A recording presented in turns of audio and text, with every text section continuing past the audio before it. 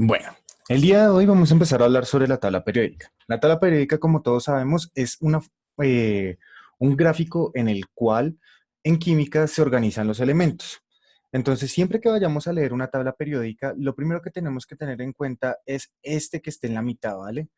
Este que está en la mitad va a ser el ejemplo de todos los demás. Me explico. Entonces, en la tabla periódica siempre vamos a tener ubicado el símbolo en la mitad de la tabla periódica.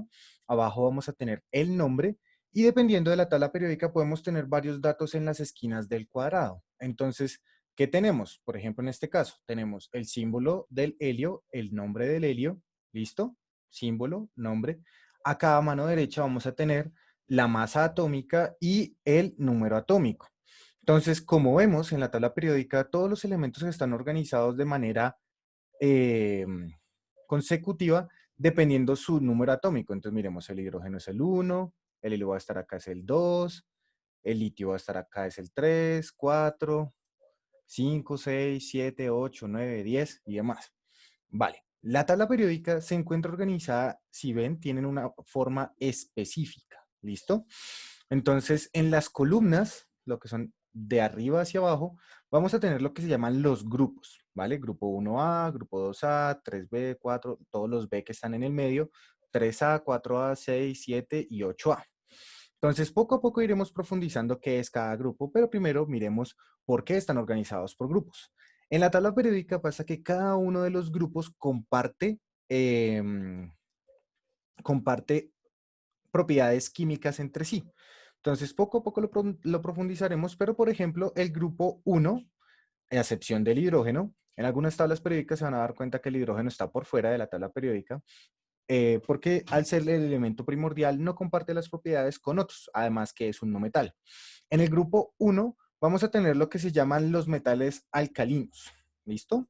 Estos metales se caracterizan por ser metales altamente reactivos. ¿Qué significa? Son metales que son blanditos, hagan de cuenta como si fuera, no sé, un dulce, un barrilete, pero de color metálico.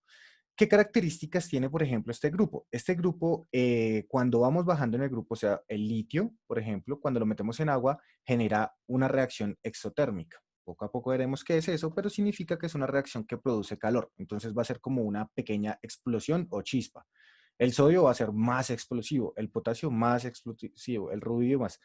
Hasta llegar al francio que, por ejemplo, cuando reacciona con el agua puede romper una tina.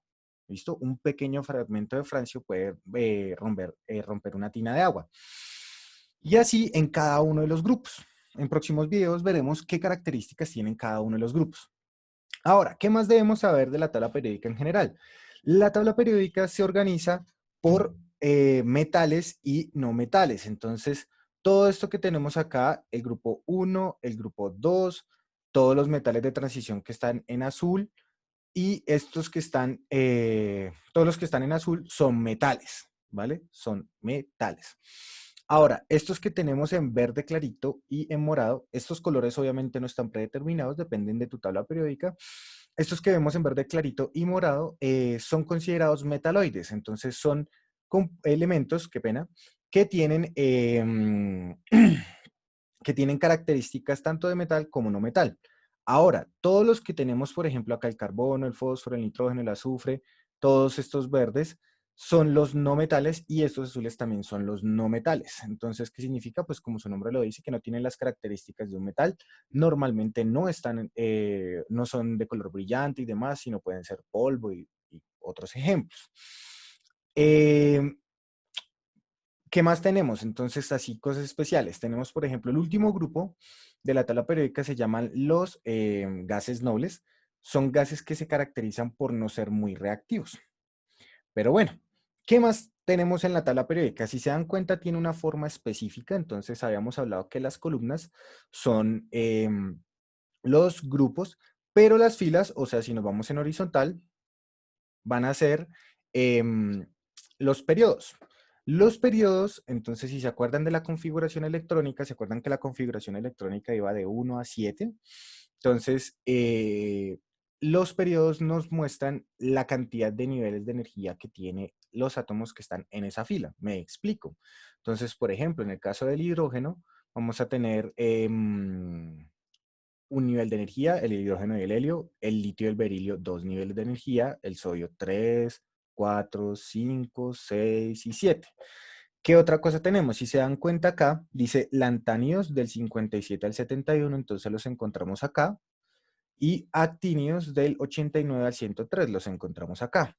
¿Por qué estos están así como afuera de la tabla periódica? Simplemente porque todos ellos comparten unas propiedades químicas entre sí.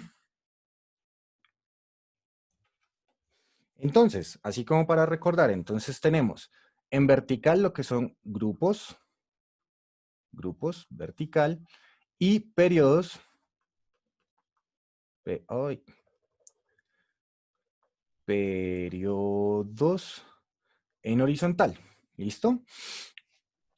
Entonces, voy a marcar en rojo todo lo que son metales. Entonces, todo esto es metal, metal, metal, metal. Hasta acá, todos van a ser metales. Incluso lo que son los lantánidos y los actínidos se comportan como metales. ¿Listo? Y en azul voy a marcar, bueno, sí, en naranja mejor. Voy a marcar lo que son los no metales. Entonces, todos estos son no metales. ¿Listo? Acá, acá y acá. Y estos de acá van a ser los metaloides.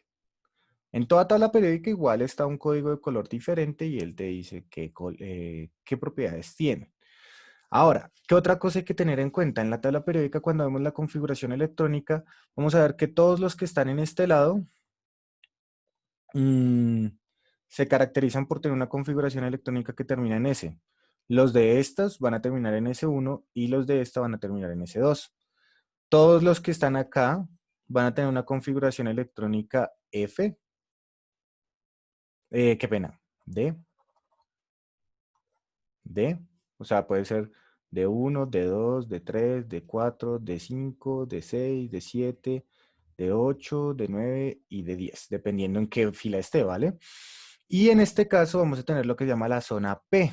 Entonces, como vimos en los videos de configuración electrónica, los P van a terminar en 1, 2, 3, 4, 5 y 6. Y acá abajo, lo que son las tierras raras, van a tener configuración electrónica de F. Listo.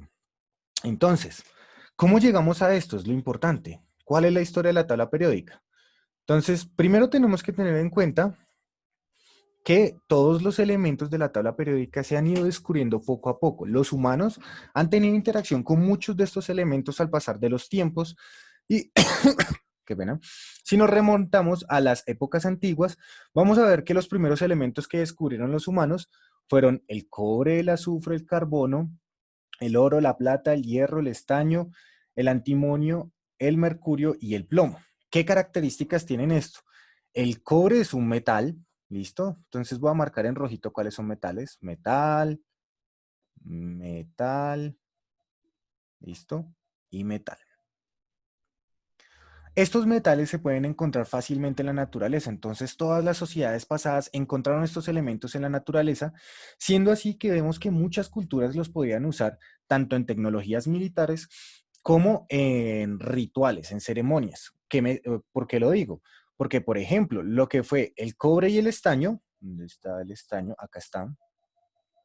Entonces el cobre y el estaño, cuando se unen, hacen una aleación que se llama, ay, ahora se me olvidó el nombre.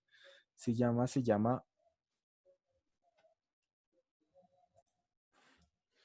el bronce. ¿Listo? Bronce. Bronce. Ey. ¿Listo? Entonces, simplemente, si vemos, por ejemplo, en la historia, muchas de las primeras sociedades que hay en la humanidad, como por ejemplo los griegos, los romanos, los vikingos y demás, empezaron a usar estos metales para crear armas, lo que es el cobre, lo que es el hierro. La plata y el oro tienen la característica que sí se encuentran en la naturaleza, pero no son fáciles de encontrar, entonces tienen un valor alto aún hoy en día. Por ello, muchas sociedades lo usaban para rituales ceremoniales. Entonces, por ejemplo, en el caso de nosotros de Colombia, el oro era asociado con el sol.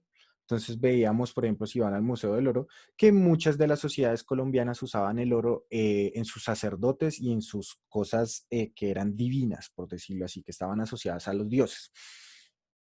Ahora, otra de las cosas que tenemos, por ejemplo, es el plomo.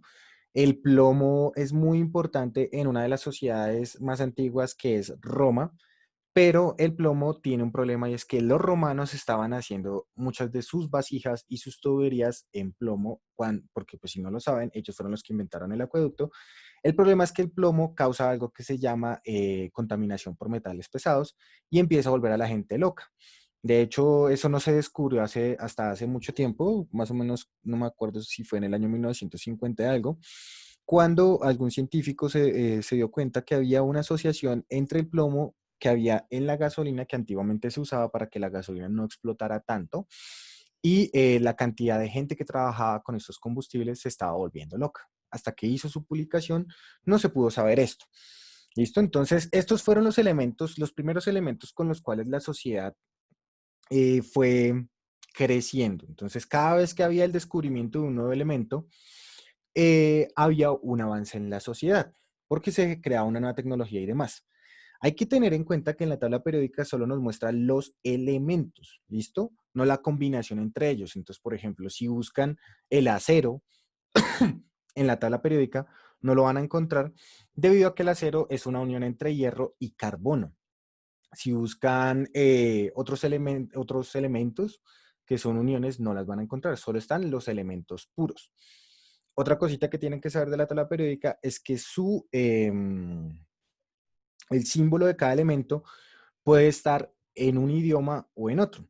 ¿Por qué lo digo? Por ejemplo, el hierro dice Fe, ¿listo? Fe viene de ferrum, ¿listo? Que es hierro en latín. El oro de aurum.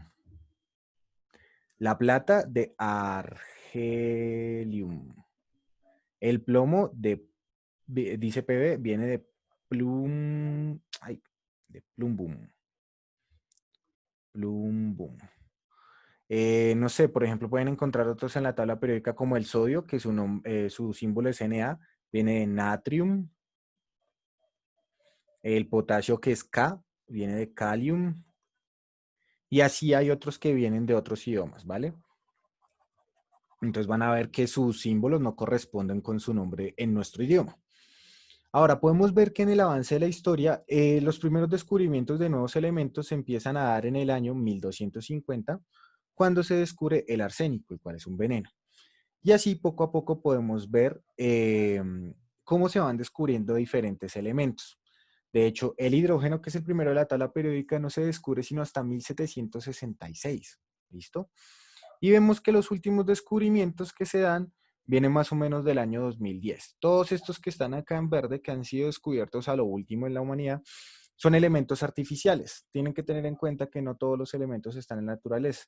De hecho, en la naturaleza solo se encuentra hasta el elemento número 95. ¿Listo? De ahí para adelante son elementos que han sido creados por la humanidad, que no son estables, o sea, no los podemos usar por ahora. Actualmente se hacen muchas investigaciones para hacer de estos elementos artificiales que sean estables. ¿Qué significa estables? Entonces sabemos que un átomo es una unión entre protones y neutrones y lo que pasa cuando un átomo es muy grande es que se rompe en fragmentos más pequeños. Eso es un átomo inestable.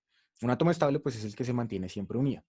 En el caso de todos los elementos artificiales descubiertos hasta el momento, no son estables. Y van a ver que muchos de sus nombres están dados en honor a varios científicos. ¿Listo? Entonces empecemos con un poco de historia, de cómo empezó esta clasificación y por qué se da esta clasificación. Entonces, cuando se empezaron a calcular más o menos por 1829 los pesos atómicos de algunos elementos, se conocía estos elementos. ¿Listo? 1829. A un científico de apellido Dobereiner, él lo que hizo fue empezar a organizar los elementos. En ese tiempo obviamente no existía la tabla periódica y había una necesidad de clasificarlos para ver si había algo parecido entre ellos. Entonces, Dobereiner crea algo que son las triadas. Las triadas, pues como su nombre lo dice, son grupos de tres elementos en los cuales Dobereiner los organizaba por medio de su peso atómico. Entonces, ¿qué veía? Si ven, ya tiene una forma algo parecida a lo que conocemos de la tabla periódica, pero pues es sus inicios. Entonces, él lo que hacía era que el elemento, el primero de de la triada, que es el que está acá, ¿sí? Digamos el litio, de esta triada litio, sodio, potasio. Entonces, la suma o el promedio del primero más el segundo dividido 2 daba aproximadamente el peso de la mitad de la triada. Entonces vemos que estaba la triada de litio, sodio y potasio, calcio, estroncio, bario y así sucesivamente. Y cuando se sumaba el primero más el último y se dividía en dos, salía aproximadamente el peso atómico del de la mitad. Esta clasificación permitió pues empezar a organizar los elementos conocidos, pero no era totalmente acertada. Posterior a esto, en 1863, Newlands crea lo que son las octavas. Entonces, en las octavas lo que se hacía eran ciclos de 8 elementos cada uno.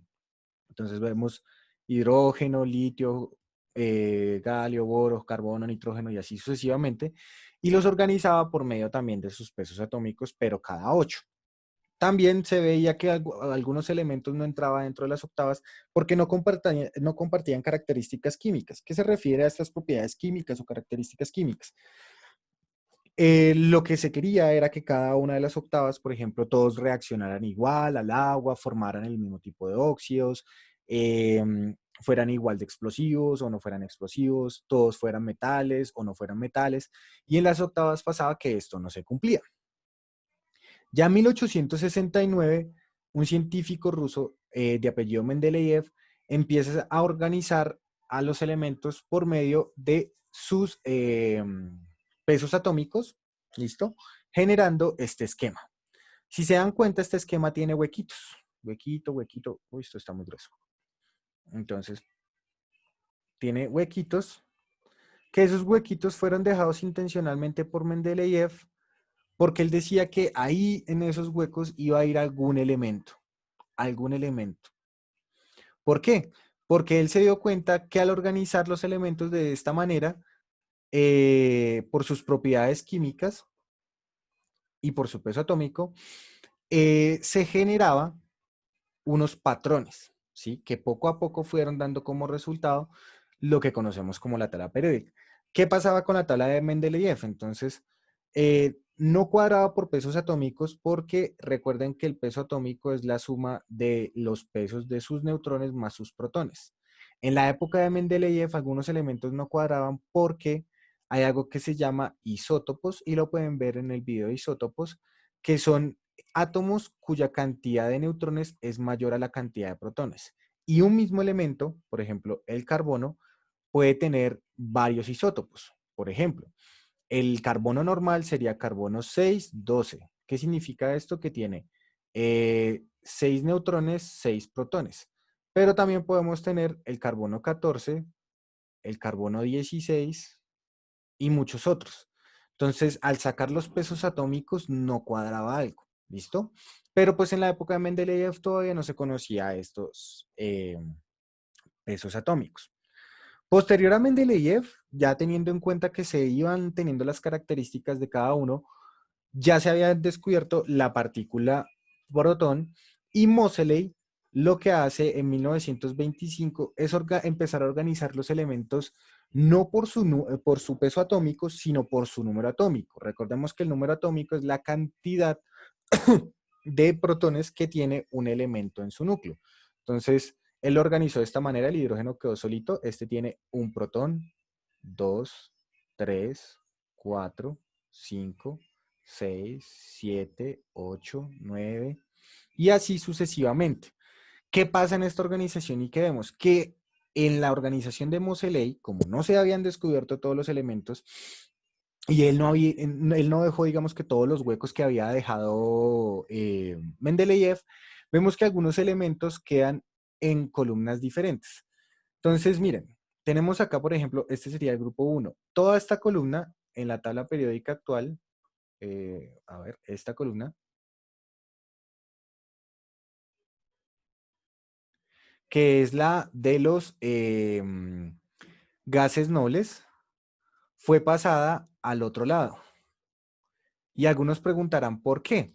Porque recuerden que hay algo que se explica en configuración electrónica, que es la ley del octeto. ¿Sí? ¿Qué significa que un átomo tenga 8 electrones en su último nivel de energía? Entonces, todos los del grupo uno van a tener un electrón, todos los del grupo 2 van a tener 2, 3, y acá ya cuando seguimos en la tabla periódica, 4, 5, 6, 7, y como todos estos pasan acá, esta última columna tiene 8 electrones en su último nivel de energía. De hecho, eso es importante, ya que los gases nobles no reaccionan mucho. ¿Por qué? Porque los átomos en verdad reaccionan es para compartir electrones o para quitarse electrones entre ellos. Eso lo veremos después cuando veamos enlace químico.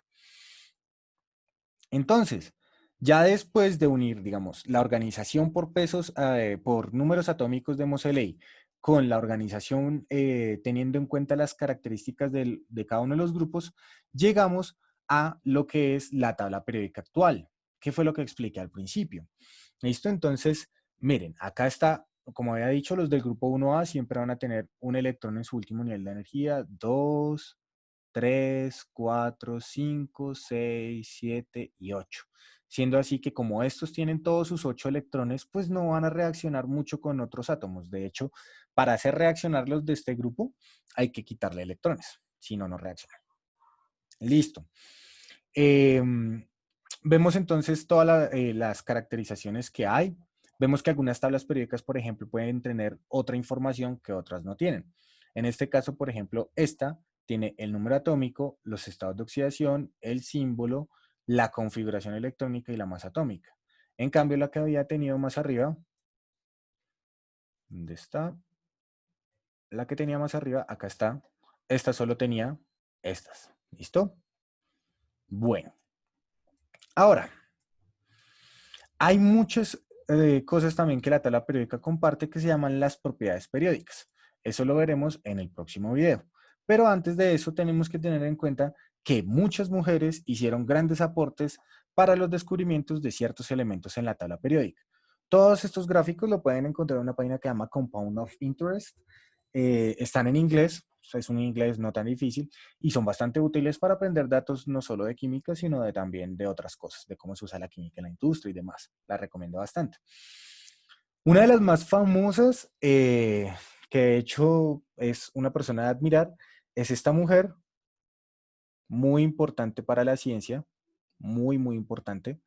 Y tal vez en un futuro hablemos de ella. Marie Curie descubrió dos elementos químicos, el radio, listo, el polonio también, que ella lo nombró en honor de dónde era, de Polonia, y descubrió la radioactividad. Acá tenemos muchas otras mujeres que han ayudado o aportado o descubierto varios de estos elementos. Entonces, tener en cuenta que también muchas mujeres han sido parte de la historia del descubrimiento de algunos elementos de la tabla periódica. ¿Qué más podemos tener en una tabla periódica? Por ejemplo, acá tenemos otro tipo de tabla periódica.